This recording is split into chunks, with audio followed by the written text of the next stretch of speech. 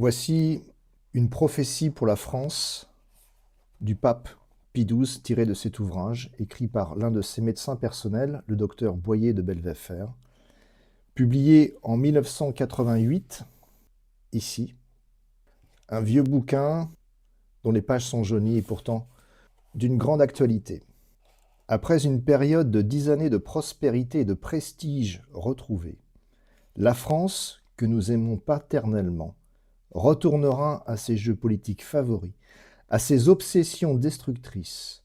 Une succession de gouvernements faibles, laxistes, démagogues, laisseront se désagréger le sentiment national et les valeurs élémentaires.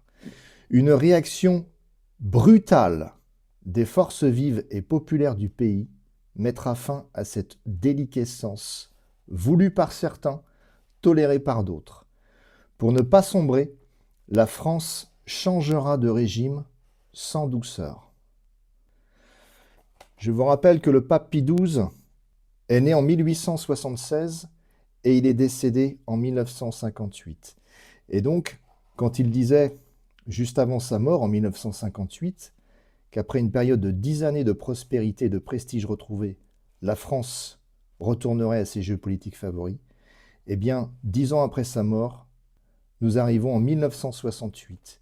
Et depuis 1968, cette prophétie s'est réalisée, puisque nous avons une succession de gouvernements faibles, laxistes, démagogues, qui ont laissé se désagréger le sentiment national et les valeurs morales élémentaires. Et donc, à quoi faut-il s'attendre pour nous Français? C'est très simple, à une réaction brutale des forces vives du pays, ce qui conduira la France à changer de régime sans douceur. Je vais vous présenter les principales prophéties du pape Pie XII. Il y en a beaucoup, et même certaines pays par pays. Et donc cette vidéo risque d'être longue, désolé. Mais avant d'aborder ces prophéties, quelques précisions s'imposent. Tout d'abord, je vous invite à ne pas acheter ce livre, car il a été écrit par un médecin qui est assez orgueilleux et la lecture en a même été gênante pour ma part. C'est un médecin qui a octroyé une cure de gelée royale à Pie XII, qui était épuisé en 1954, mais qui a quand même fait une remarque pertinente qui résume bien le profil de Pie XII. Il disait « Il émanait de toute sa personne un extraordinaire magnétisme, et il baignait dans une sorte d'aura de pureté mystique qui glaçait presque au premier abord. Le souverain pontife était pieux et humble à l'extrême. Il était totalement dépourvu d'orgueil, sévère pour lui et indulgent pour les autres. Cela marque la hauteur spirituelle de cet homme qui sera peut-être un jour considéré comme un grand saint de l'Église catholique. Deuxième raison pour ne pas acheter ce livre, ce sont les commentaires de l'auteur sous les prophéties du pape Pie XII. Parfois, ces commentaires sont déplacés et on voit bien qu'il ne connaît pas le sujet.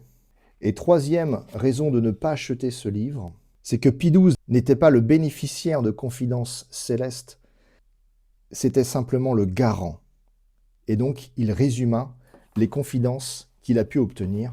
Et je vous rappelle qu'il connaissait personnellement Sœur Marie du Christ-Roi, mais aussi Marie-Julie Jahenny. Et si vous voulez en savoir plus, lisez ce livre. Vous verrez l'intérêt du Vatican pour Marie-Julie Jahenny.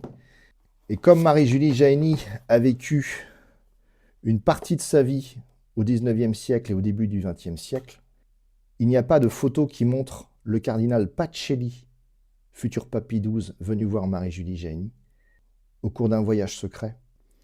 Mais il existe néanmoins une photo du pape Pie XII avec Sœur Marie du Christ-Roi, dont je vous ai déjà présenté les prophéties récemment.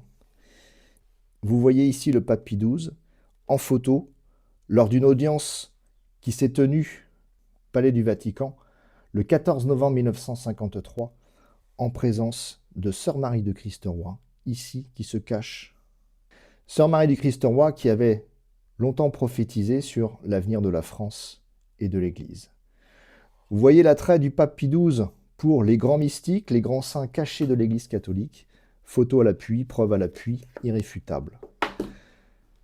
Ceci étant précisé, Il y a dans ce livre un passage intéressant qu'il faut comprendre dans la vie de Marie-Julie Jaeni. Il est question ici des nombreux déplacements du cardinal Pacelli qui deviendra le pape Pie XII en 1939, et notamment de son passage à Lisieux en Normandie, où il consacra la basilique Sainte-Thérèse de l'Enfant Jésus, c'est-à-dire Sainte-Thérèse de Lisieux, le 11 juillet 1937. Et c'est la veille, en toute discrétion, que le facteur Deblain a reconnu le cardinal Pacelli sortir de la chaumière de Marie-Julie Jaeni. Si vous voulez en savoir plus, lisez ce livre. Revenons maintenant aux prophéties du pape Pie XII en vous présentant le contexte de ces prophéties. Elles ont été tenues secrètes pendant environ 30 ans. Ce fut un accord conclu entre le pape Pie XII et son médecin personnel, le docteur Boyer de Belvéfère. Il fallait que ces confidences restent secrètes 30 ans pour ne pas interférer sur les affaires du monde jusqu'à la fin du XXe siècle. Si l'auteur a essayé de reprendre fidèlement les prophéties du pape Pie XII, en voici les principales, pays par pays, et la France a été citée en premier, quand même.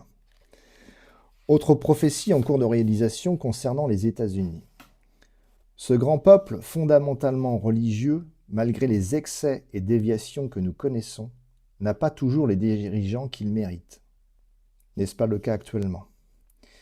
Les lobbies ou groupes de pression gouvernent en fait le pays, tenant le président et les assemblées sous leur coupe, ce qui explique d'ailleurs les maladresses trop fréquentes de la politique étrangère de cette démocratie première, l'un des piliers de l'équilibre mondial. Ce rôle primordial exigera pour s'affirmer une doctrine autre que celle du dollar.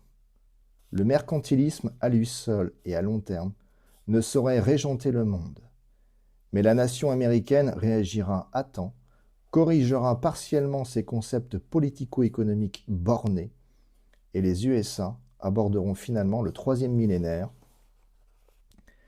dans des conditions favorables, confortées par leur avancée spatiale, quoique talonnées par les soviétiques dans ce domaine, et malgré de graves problèmes raciaux et financiers.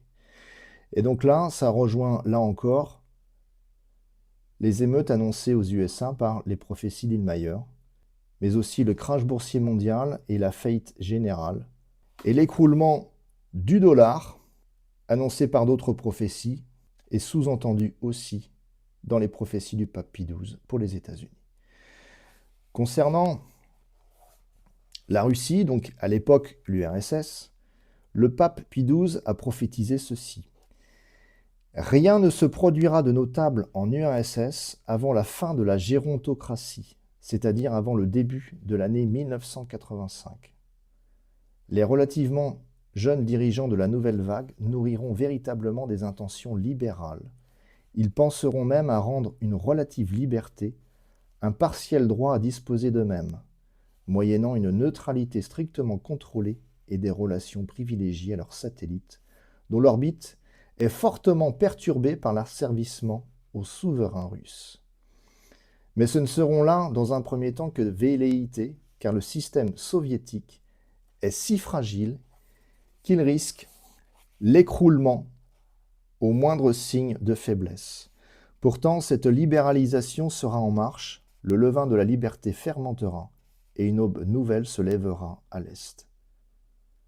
De nouveau à l'Est, puisqu'à la fin de ce siècle, la réunification des deux Allemagnes sera en bonne voie, ce qui s'est produit après la chute du mur de Berlin.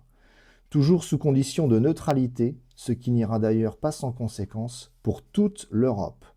La première décennie du XXIe siècle verra s'amorcer en URSS de profonds changements de structure, l'Empire se trouvant menacé de fracture par les pressions conjuguées de ses multiples composantes. Le communisme doctrinal le cédera dès lors peu à peu à un réformisme pragmatique. Concernant la Chine, le peuple chinois ne sera jamais vraiment marxiste. Après 20 années d'errement, de folie, la Chine reviendra progressivement à sa sagesse millénaire. Son alliance avec le Japon à la fin du siècle changera véritablement la face du monde, dont le pôle économique et politique basculera de l'Atlantique vers le Pacifique et marquera la prééminence des races jaunes sur les autres. Et moi, ça me fait penser à l'essor économique lié aux délocalisations soutenues grâce, ou plutôt à cause de la mondialisation, et donc ce transfert de richesses de l'Occident vers l'Asie, effectivement jusqu'aux années 2000. L'Afrique. À l'instar de l'Amérique du Sud, l'Afrique recherchera longtemps son équilibre.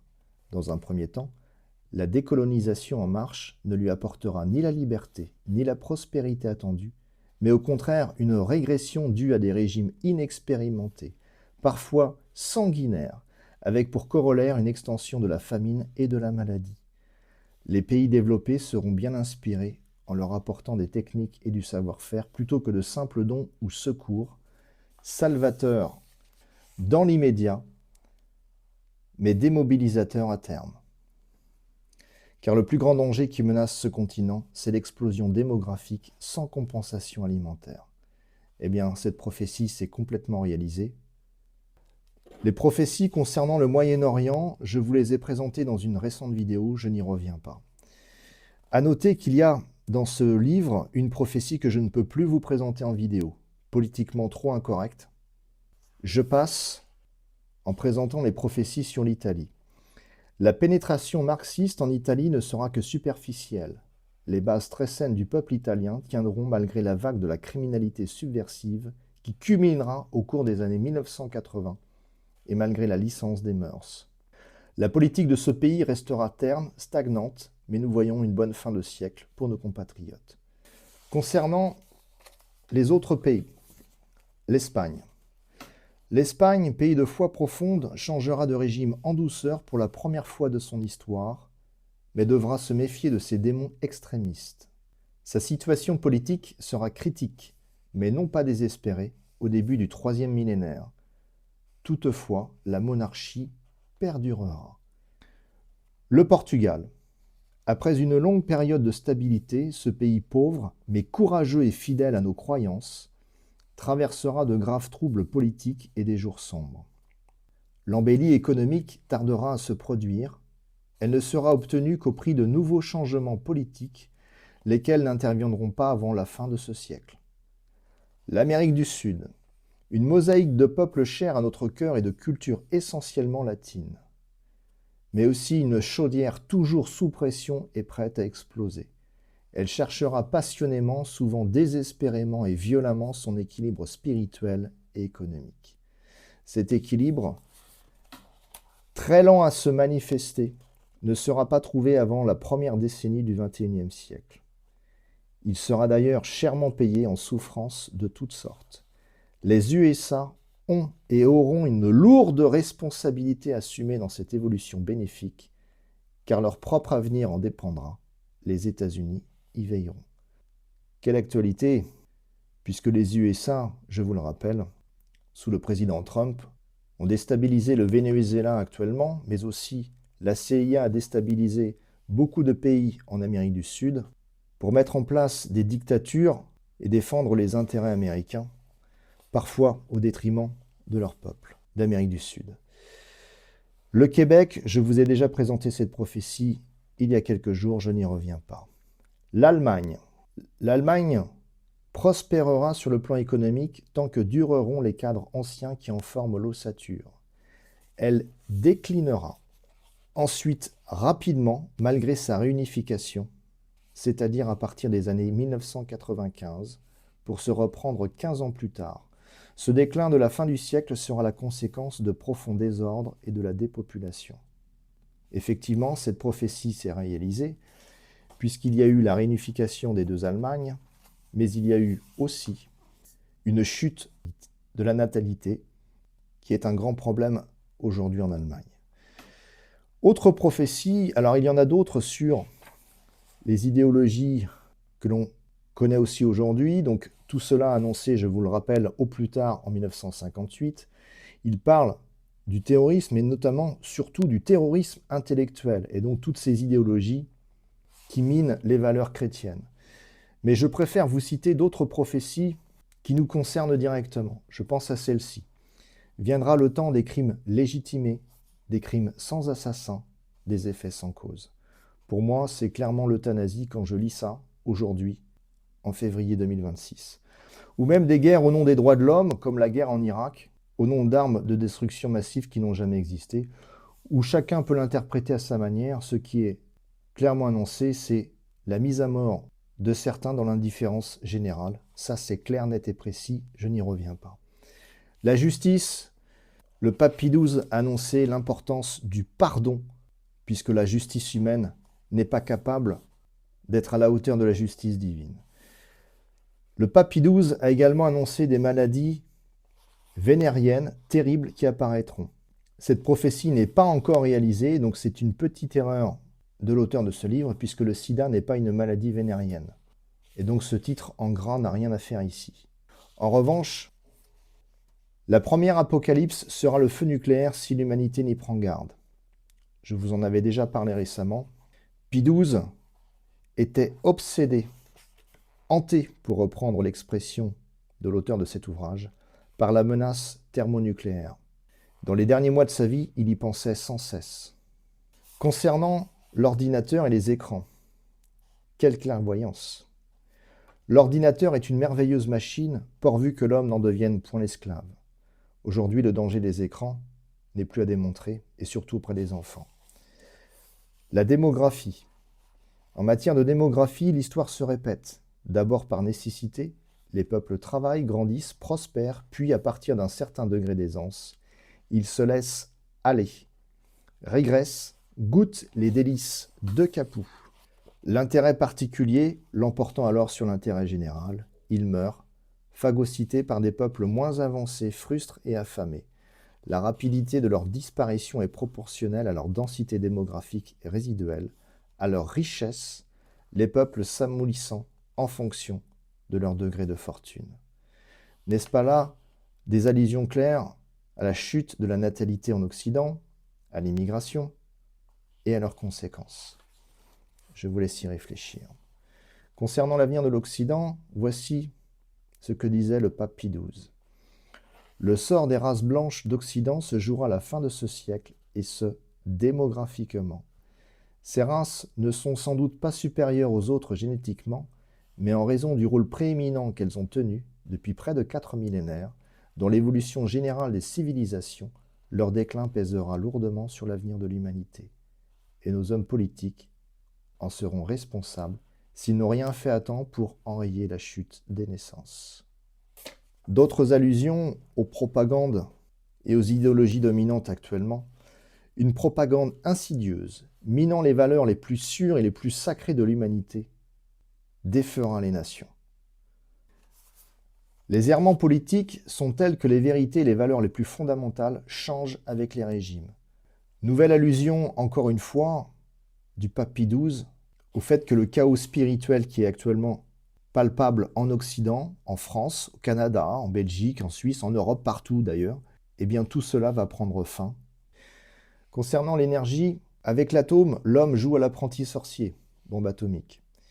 Il y risque son propre devenir, guerre nucléaire, apocalypse nucléaire, annoncée par une prophétie précédente. Car jamais il n'aura la maîtrise parfaite de cette énergie fondamentale. En revanche, il maîtrisera l'énergie solaire par voie spatiale au XXIe siècle. Donc vous voyez par exemple ces allusions répétées au XXIe siècle, je vous en présente que quelques-unes, il y en a d'autres, montrent que nous n'allons pas vers une apocalypse nucléaire et une fin du monde, mais vers une grande purification comme celle annoncée par le Christ dans le chapitre 24 de Matthieu, et qu'après, il y aura le retour de la paix.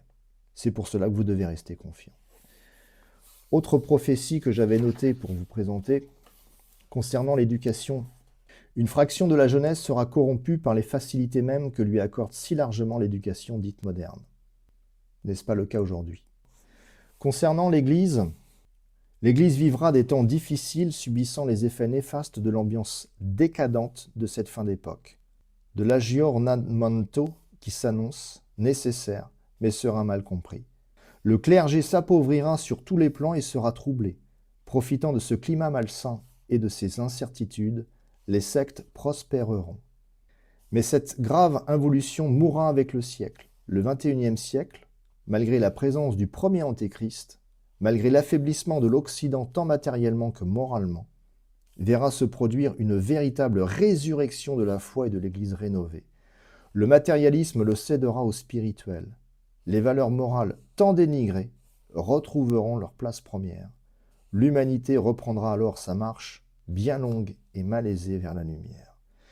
Je trouve que c'est une très belle conclusion puisque le pape Pie XII nous annonce les difficultés actuelles de l'Église catholique, la perte de la foi qui est sous-entendue, la corruption des mœurs qui se généralise, mais le redressement spectaculaire de la foi chrétienne au XXIe siècle, le retour aux valeurs morales tant dénigrées actuellement, qui retrouveront leur place première. Voilà pourquoi vous devez rester confiant. Sur ce beau message, je vous invite maintenant à conclure cette vidéo par un petit temps de prière. Je vous confie dans vos prières la conversion de Alain et de son épouse Michel. Et je me confie également à vos prières, car j'en ai bien besoin. Au nom du Père, du Fils et du Saint-Esprit. Amen. Je vous salue Marie, pleine de grâce. Le Seigneur est avec vous. Vous êtes bénie entre toutes les femmes, et Jésus, le fruit de vos entrailles, est béni. Sainte Marie, Mère de Dieu, priez pour nous pauvres pécheurs, maintenant et à l'heure de notre mort. Amen. Que le Seigneur vous bénisse et vous protège. Amen.